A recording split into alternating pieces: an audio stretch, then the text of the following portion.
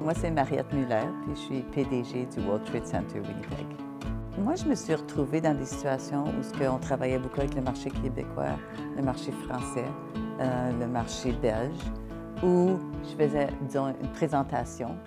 Puis là, je me faisais reprendre ou bien on me corrigeait gentiment, mais tout d'un coup, tu ne te sens pas à la hauteur. Tu te sens comme si ah, pourquoi je t'allais dire ça? C'est vrai que c'est un anglicisme. C'est pas ça. C'est quoi le mot? Eux autres utilisent ça. Puis là, j'ai appris en France, j'ai juste besoin de dire les mêmes mots en anglais avec un accent français, puis ça passe. Un challenge, un building, ça va, puis tout va bien.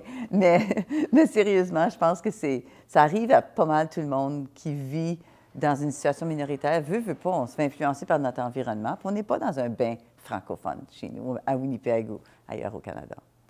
Quand on parle de l'insécurité linguistique chez nous, on parle peut-être un peu d'une couple de choses. Je pense qu'on parle du fait qu'il y a des gens qui sont francophones de naissance, qui n'ont pas beaucoup travaillé en français, qui se retrouvent dans un milieu de travail où, parce qu'ils ont un nom francophone, on dit « Ah, eux autres vont pouvoir travailler avec le marché du Québec ».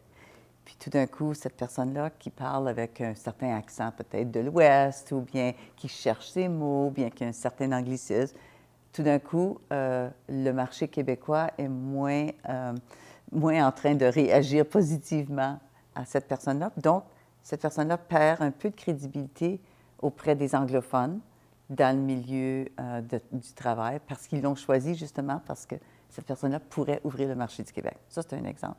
Un autre, c'est encore les francophones qui n'auraient peut-être pas eu la chance de travailler beaucoup en français. Parce qu'ici, on est capable de travailler en anglais, mais on n'a peut-être pas toujours la chance de travailler en français. Puis quand ils se retrouvent dans un milieu où ils cherchent leurs mots, ils ne connaissent pas les mots techniques, ils sont mal à l'aise, donc ils tombent facilement en anglais. Puis que tout d'un coup, ça se parle anglais entre francophones ou des gens qui peuvent s'exprimer en français.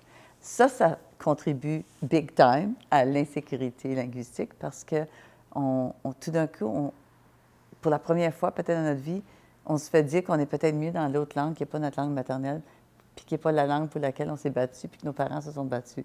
Ça fait vraiment bizarre quand ça arrive, puis ça fait mal. Donc, je peux facilement imaginer que ça contribue à l'insécurité linguistique.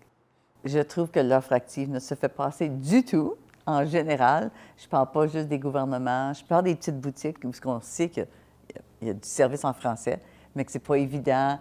Il n'y a pas de même de petit bonjour. Tout le monde sait c'est quoi bonjour. Juste un petit bonjour. Bonjour, may I help you?